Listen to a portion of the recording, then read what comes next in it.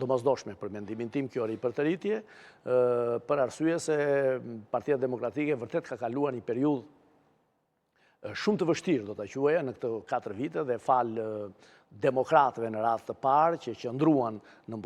momentet më të vështira për Partinë Demokratike, kur ju morë vulla, sigla, flamuri, financat, u nxorën nga zyrat nga regjimi Ramës në bashkëpunim me Sorosin, por arritit jo vetëm të mbijetonte, por dhe të përfaqësohej politikisht edhe në zgjedhjet e 2023-shit pa vull, pa sigël, merit e demokratëve e përsëris dhe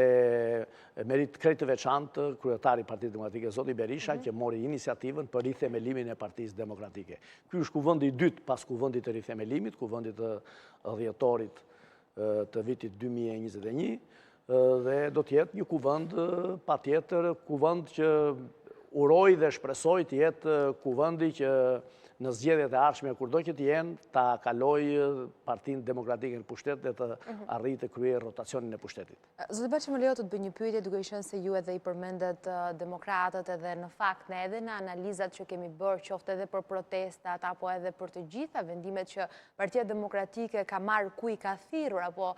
i ka kërkuar edhe mbështetësit e saj, ata kanë qenë gjithmonë aty. Demokratët kanë qenë gjithmonë aty. Në një farë mënyre, sa dhe çfarë i detyrohet Partia Demokratike këtyre mbështetësve, sepse pavarësisht humbjeve të njëpasnjëshme, ata kanë qëndruar.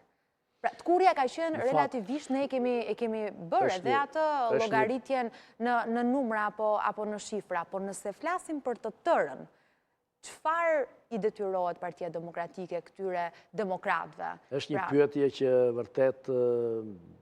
vështirë të gjesh fjalën që duhet për të dhënë përgjigjen. Detyrimi i Partisë Demokratike, i drejtuesve të Partisë Demokratike, i deputetëve të Partisë Demokratike, kufus edhe veten, është një detyrim madhor.